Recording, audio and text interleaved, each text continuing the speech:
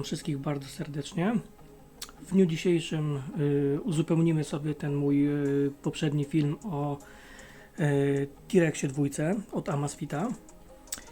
Ten pierwszy film to były takie, można powiedzieć, pierwsze wrażenia i unboxing tego, natomiast dzisiaj, żeby było ciekawiej, postaram się porównać go z moim G-Shockiem oraz z moim poprzednim smartwatchem, czyli Mi Watchem od Xiaomi.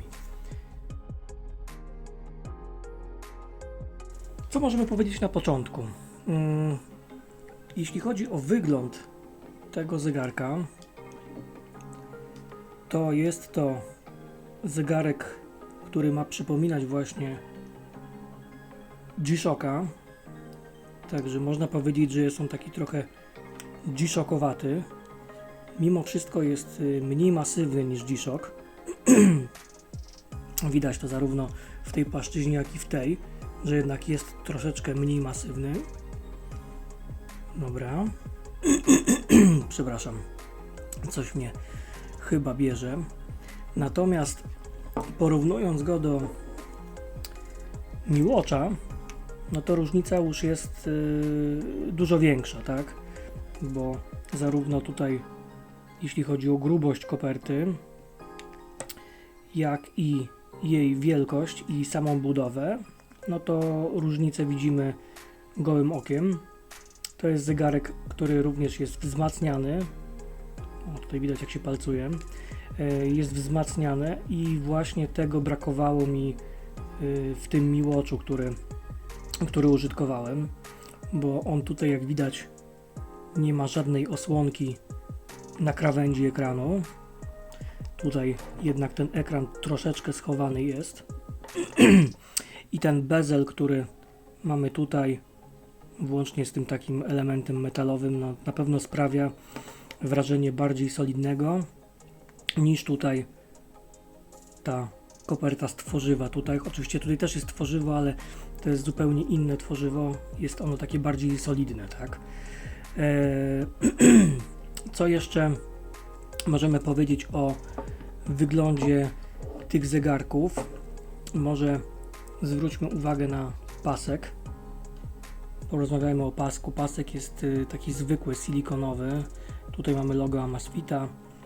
Tutaj na mocowaniu mamy informacje, z jakim modelem mamy do czynienia. To już jest kwestia gustu. Mi osobiście aż taki branding no nie za bardzo się podoba. Tutaj mamy 4 guziki do obsługi. Zegarek możemy obsługiwać w zupełności bez użycia ekranu, wyłącznie tymi guzikami. Tutaj mamy ten element metalowy, który jest osłoną głośnika. Natomiast sam pasek, postaram się, żeby to wyostrzyło. O, jak widać, jest mocowany dosyć nietypowo. To jest taka śruba, której osobiście wcześniej nie widziałem. Dla porównania, w Mi Watchu mieliśmy normalne tutaj mocowanie, mogliśmy sobie sami ten pasek bez problemu w chwilę wymienić. Tutaj w G-Shocku jest śrubka, ale to jest zwykły krzyżak. Natomiast no tutaj to już trzeba mieć konkretne narzędzie do wymiany tego paska. I te paski zaczynają się powoli już pojawiać. Natomiast trzeba zwrócić uwagę, żeby zamawiając taki pasek właśnie kupić już z tym narzędziem, bo często jest ono w komplecie.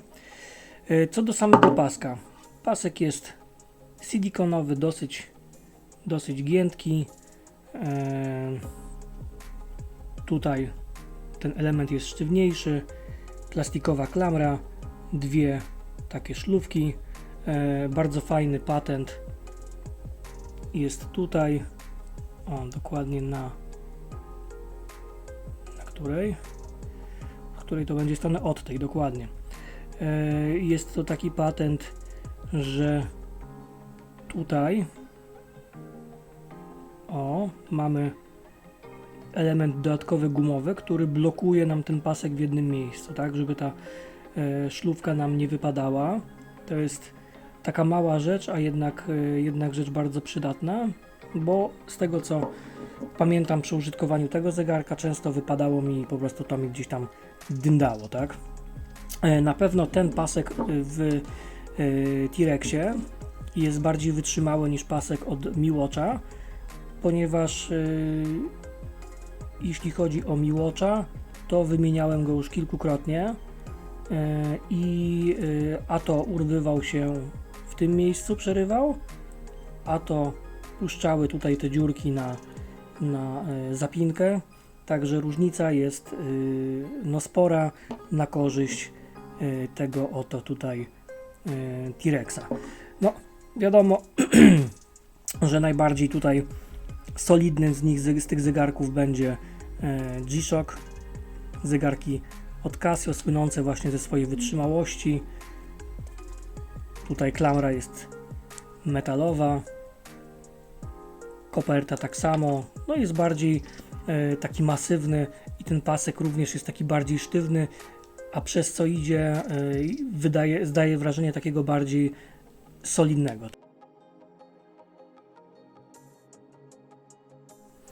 No dobrze, teraz przejdźmy sobie do rzeczy, która dla niektórych osób jest dosyć istotna, czyli ile waży zegarek.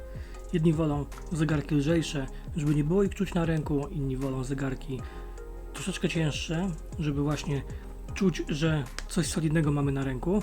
Tak więc zobaczmy sobie, ile taki zegarek będzie nam ważył. Dobra, T-Rex waży 66. Porównajmy go sobie z Mi Watchem. 54, z tym, że ten pasek nie jest oryginalny. No i nasz G-Shock, no tutaj jest 72 i to faktycznie czuć.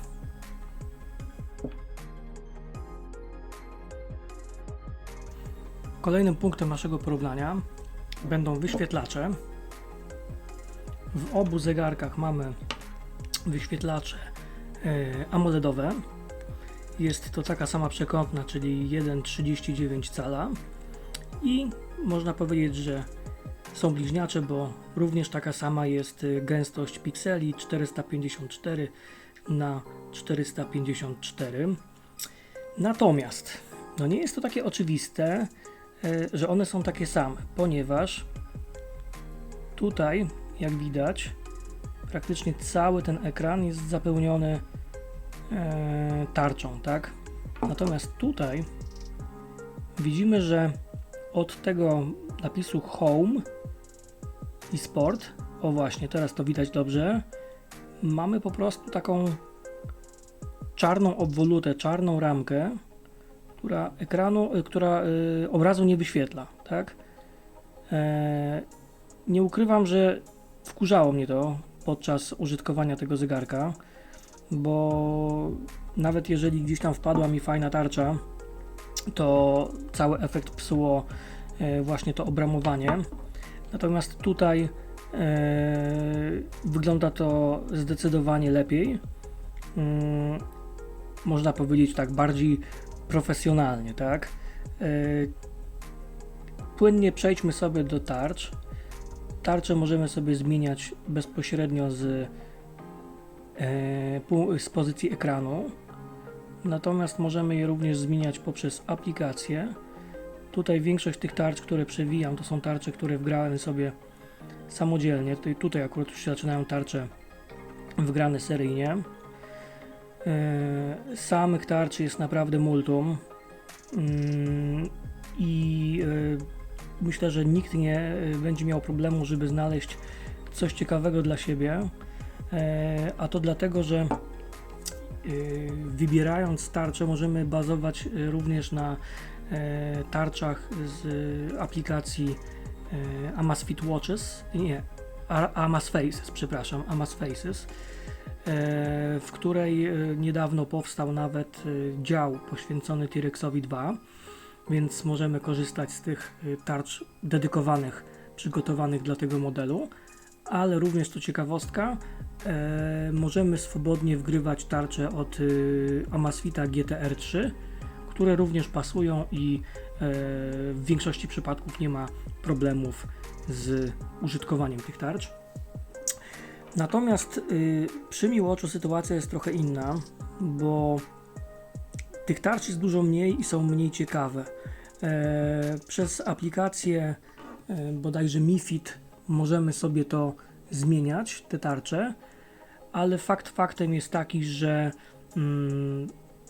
są dosyć mało ciekawe i dużo z nich jest takich mało czytelnych, tak? Tutaj mamy zdecydowanie bardziej te tarcze dopracowane i to mi się bardzo podoba.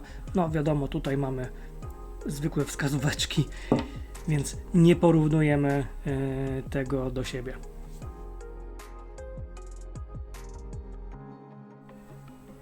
Przejdźmy sobie do funkcjonalności tych dwóch zegarków. Ja tutaj nie będę specjalnie wgłębiał się w opisywanie szczegółowe Miwatcha, bo ten zegarek już, tego zegarka już tak nie użytkuję, poza tym jest to film o T-Rexie.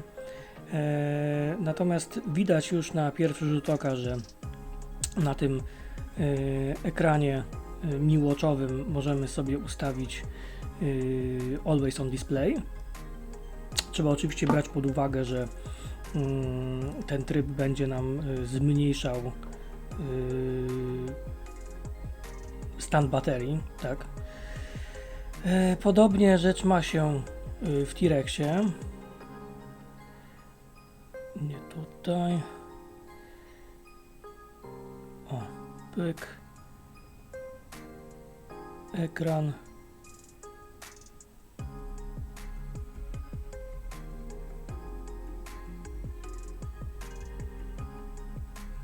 Dobra. I zobaczmy sobie, porównajmy oba zegarki. Używam na takiej małej jasności, ja nie potrzebuję większej. O, coś tutaj się nie spodobało T-Rexowi.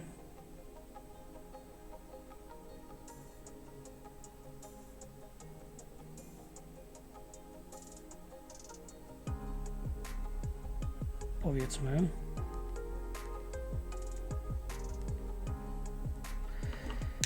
I teraz już powinien nam wyświetlić Always On dokładnie. Przy okazji zobaczyliście sobie, jak to się prosto ustawia.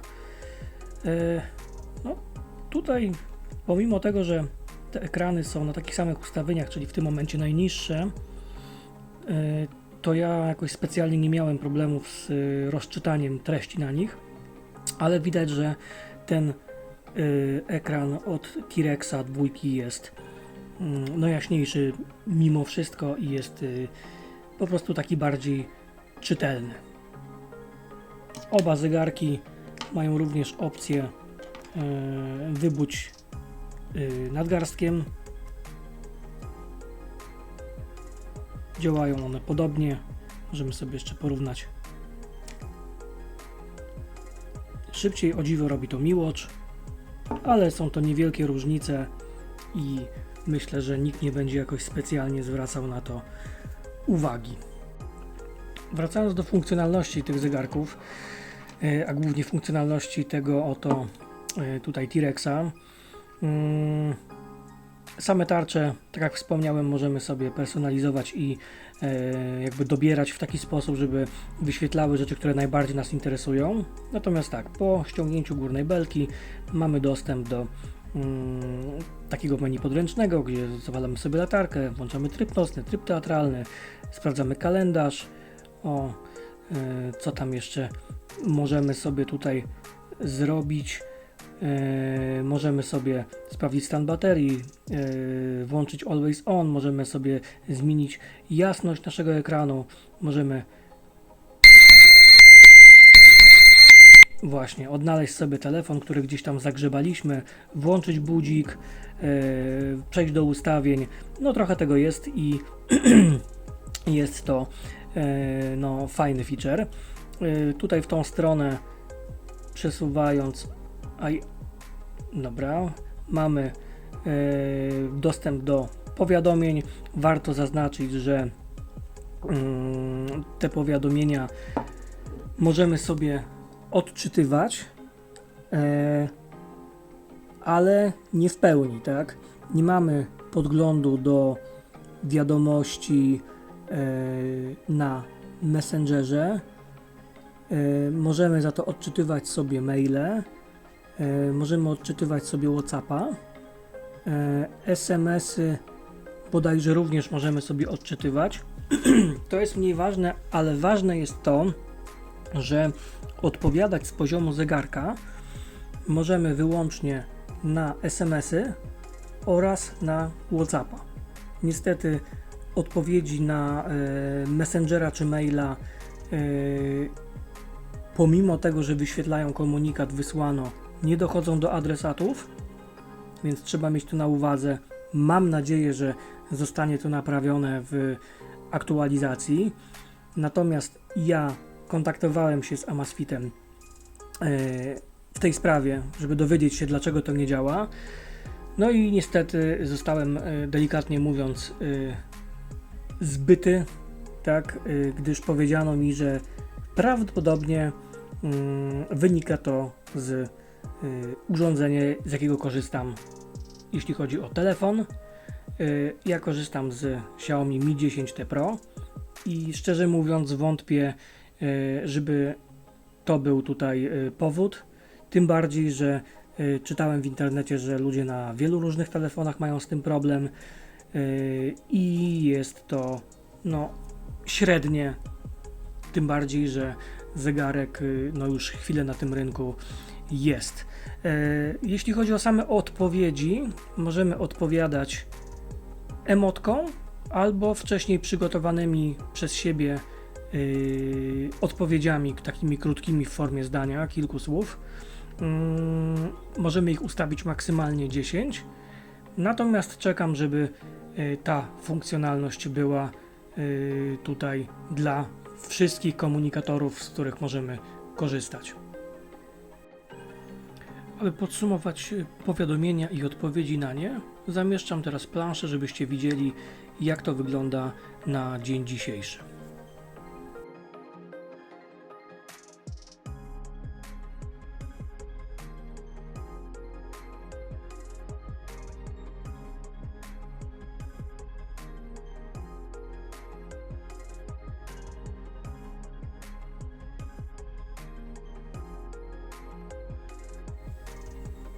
Do obsługi każdego z tych zegarków wskazane jest, żeby posiadać aplikację, bo ona tutaj pomaga nam jakby przyjrzeć się większej ilości danych niż to, co bezpośrednio na zegarku.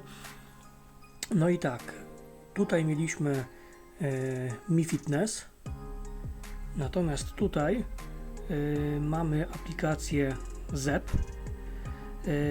Funkcjonalność tych aplikacji jest bardzo podobna. Możemy tam sobie przejrzeć dane dotyczące aktywności, dane dotyczące snu, zmienić tarczę, sprawdzić baterię, jak dawno ładowaliśmy i tak dalej, i tak dalej. Także tutaj różnica jest niewielka, natomiast różnicą taką zdecydowaną jest to, że do zegarka T-Rex 2 możemy sobie doinstalować dodatkowe aplikacje. Tych aplikacji na chwilę obecną nie ma zbyt dużo, ale zaczynają się pojawiać. To są takie małe apki w stylu jakiś przypominacz o wypiciu wody, kalkulator, kółko i krzyżyk, tego typu rzeczy, ale jest to plus względem Mi Watcha. Tutaj tego nie było, a w T-Rexie taką możliwość dostajemy. Zobaczmy sobie teraz, jak wygląda menu w obu zegarkach. Tu już mówiliśmy o górnej belce. Tutaj natomiast to samo mamy pod pociągnięciem z dołu.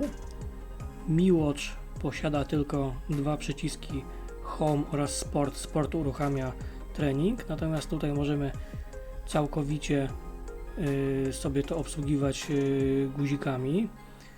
Przechodząc w tą stronę mamy powiadomienia, przechodząc w tą stronę mamy menu i tutaj tak to właśnie wygląda. O właśnie, to jest jedna z zainstalowanych aplikacji Notify for Maps, która pozwala na wyświetlanie trasy na ekranie zegarka.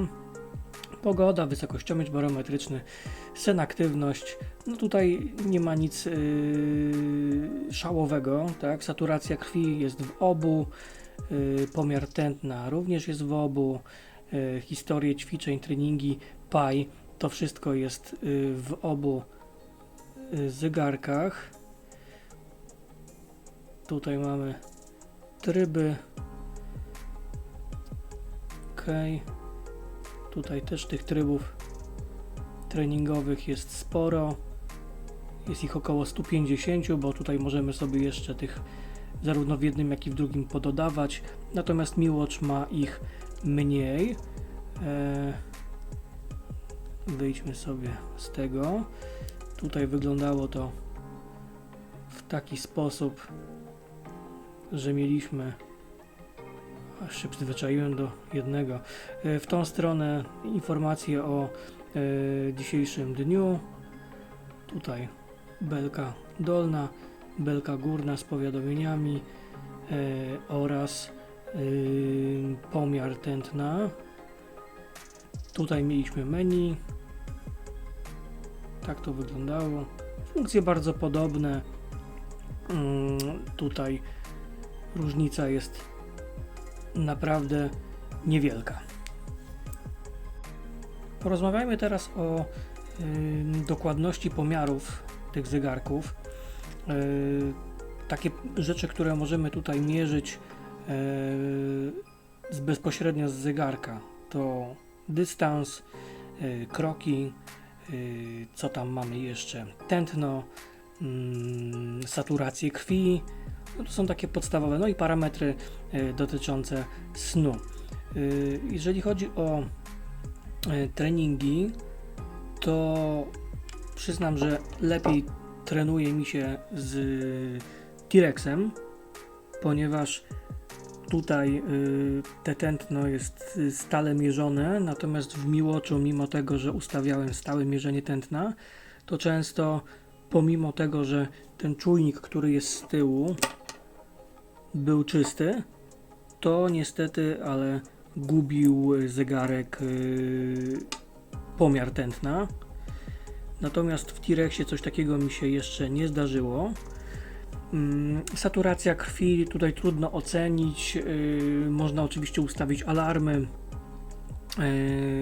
żeby zegarek nas informował o tym, kiedy ta saturacja nam spadnie.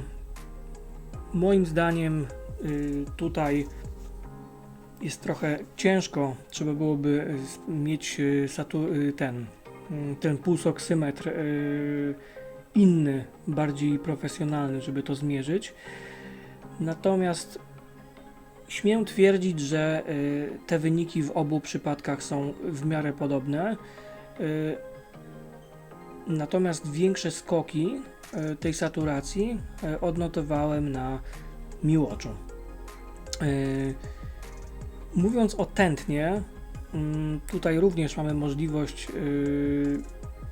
ustawienia sobie alertu, który będzie informował nas o tym, że tętno jest zbyt wysokie zarówno podczas treningu, jak i podczas dnia. Również taki alert możemy ustalić sobie, gdy tętno będzie zbyt niskie.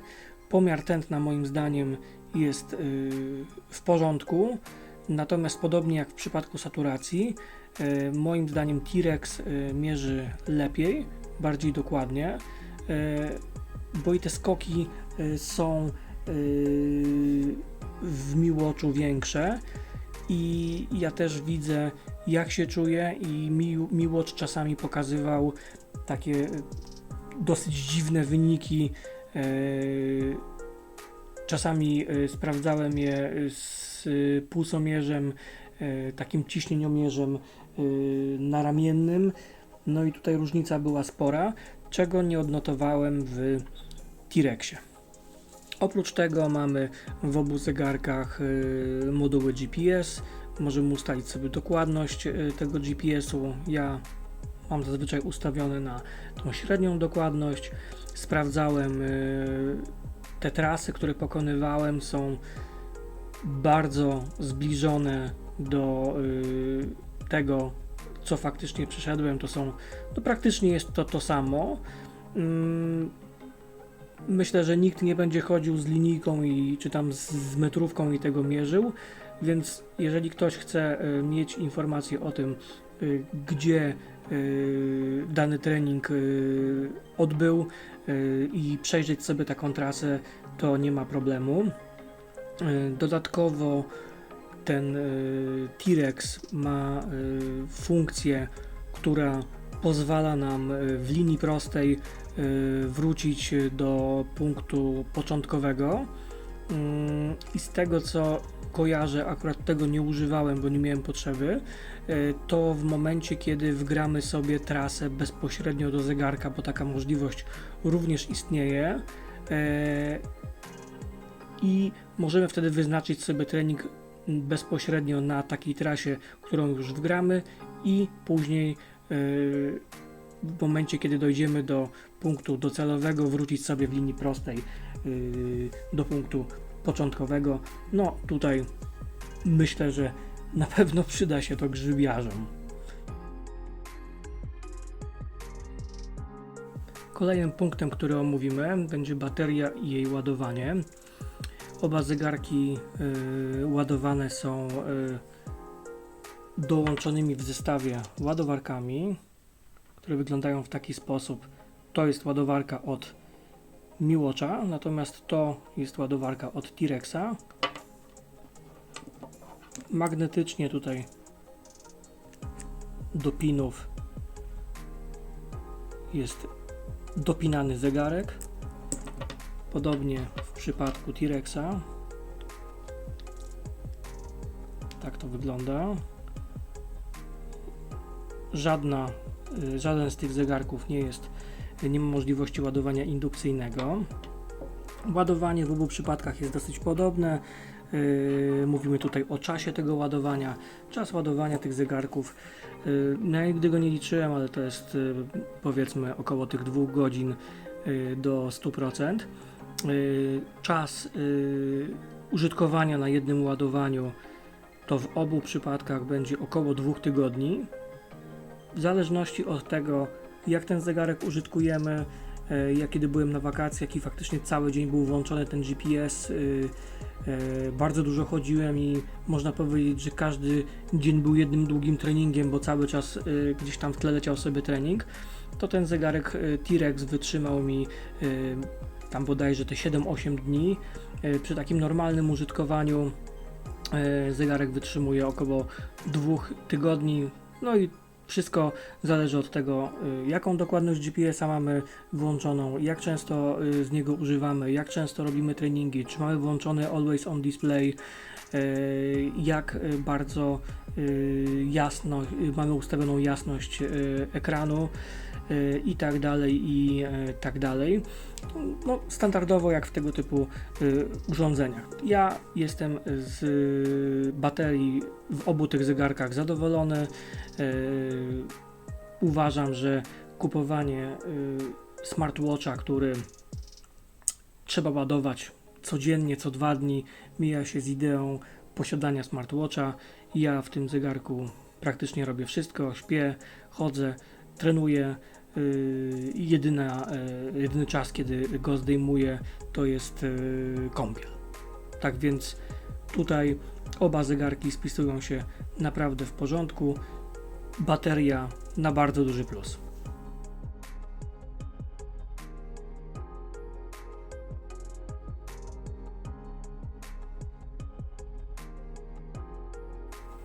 Kończąc powoli tą recenzję, ten film o tych zegarkach, a głównie właśnie o T-Rexie, porozmawiajmy o plusach.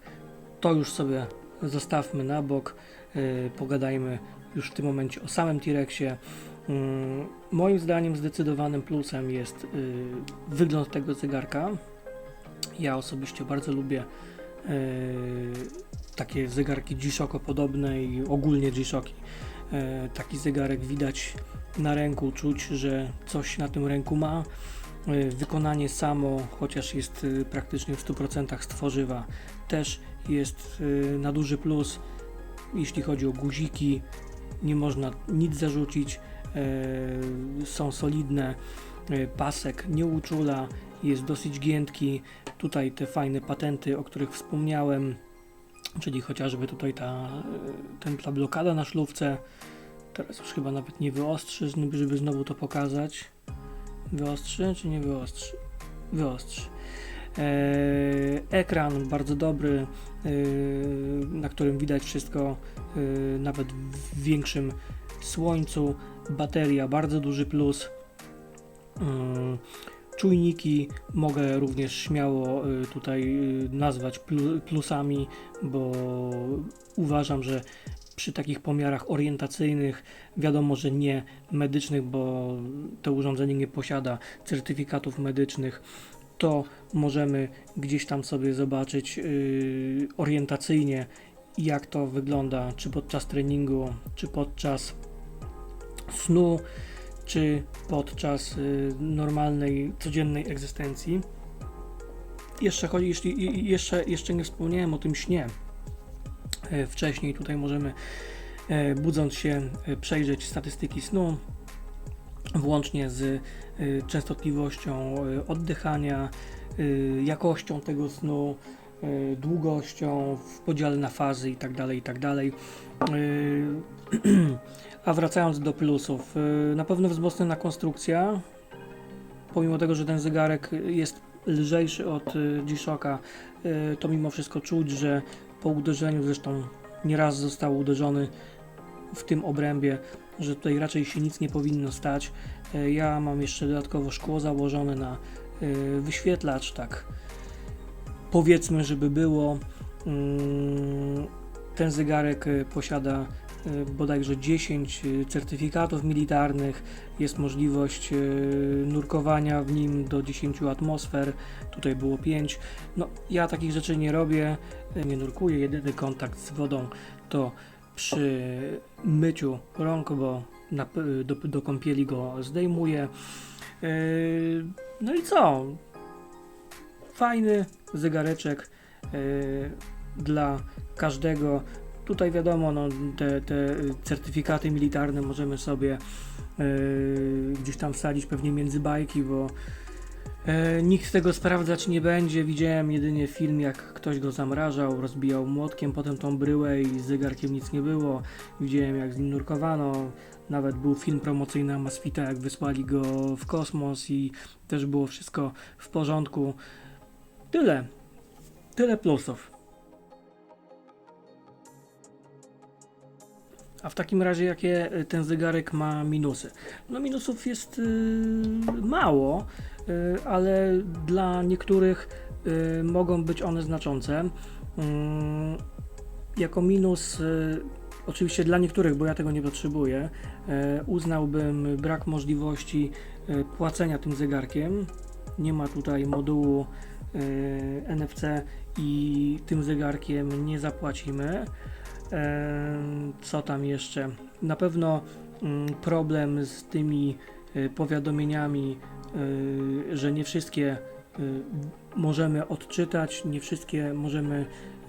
na nie wszystkie możemy odpowiedzieć, to jest słabe. No i co? Tyle chyba. Ja tutaj więcej minusów nie widzę. Niektórzy mogą narzekać na brak ładowania indukcyjnego, no tutaj tego nie ma, mamy ładowarkę dedykowaną, ale to nie powinno być jakimś wielkim problemem, tak? Niektórzy również za minus mogą uznać to, że ten zegarek nie jest na systemie typu Wear OS czy coś w tym guście, że nie możemy swobodnie instalować na nim większej ilości aplikacji, że mamy tylko możliwość instalowania tych aplikacji, które są w sklepie z aplikacjami Amazfitowym i są to takie dosyć małe aplikacje. Niemniej jednak przynajmniej są, tak? Mam nadzieję, że ten dział się będzie rozwijał i będzie ich przybywało. Tak ma być, tak jest zapowiedziane.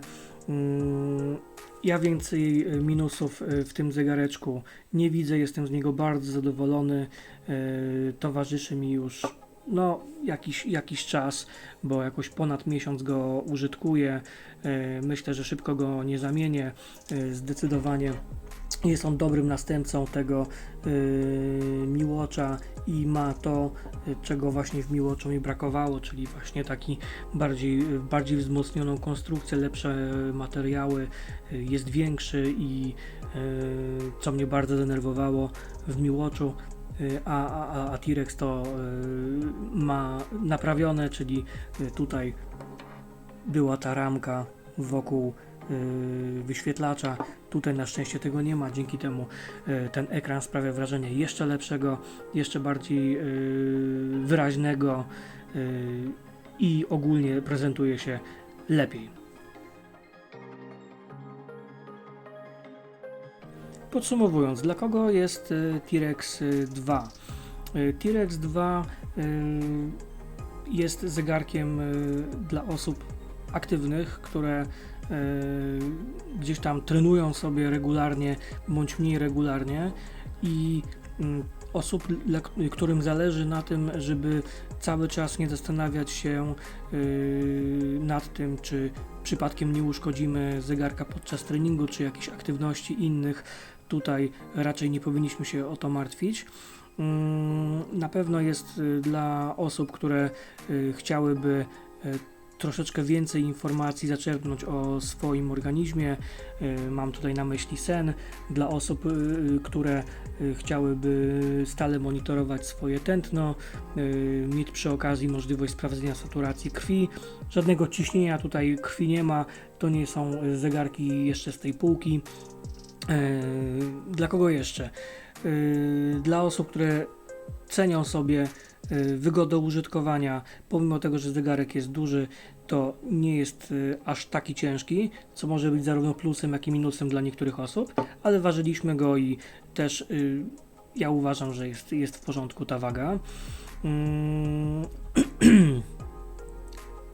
Na pewno nie jest dla osób, które szukają w zegarku funkcjonalności typu płatności zbliżeniowe, dla osób, które chciałyby doinstalowywać do niego dużo aplikacji